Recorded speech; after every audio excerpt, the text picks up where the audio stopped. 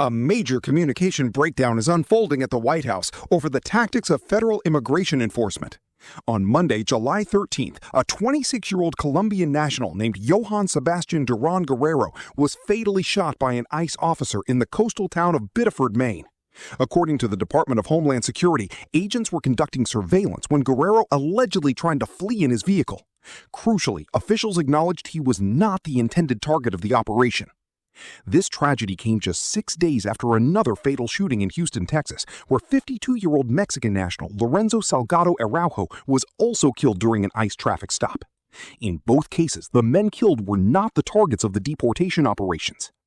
The back-to-back shootings sparked protests and heavy bipartisan criticism. In response, Trump's border czar Tom Homan announced on Fox News that the administration was putting a temporary pause on vehicle stops for a short-term safety and procedural review. Homan insisted it wasn't a permanent policy change, just a quick safety check.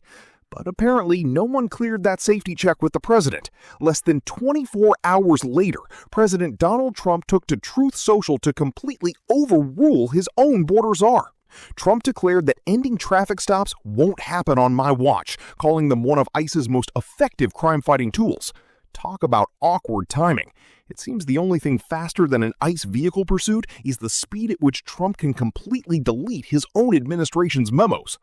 Local lawmakers, including Maine Senator Susan Collins, who had directly pushed for the suspension of non-urgent vehicle stops, are calling for thorough, transparent investigations. Because neither of the men killed had body cameras on the agents involved, community advocates and families are demanding answers.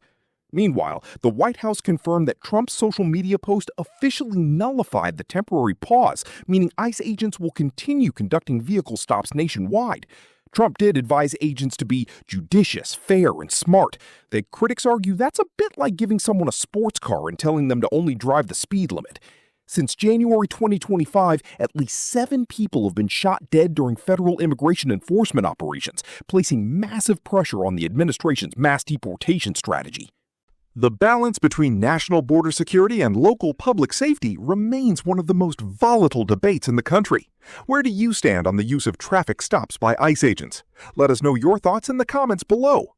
If you want to keep following these critical developments with direct, balanced analysis, make sure to hit that like button, leave a comment, and subscribe to RealTime today. Thank you for watching, and we'll see you next time.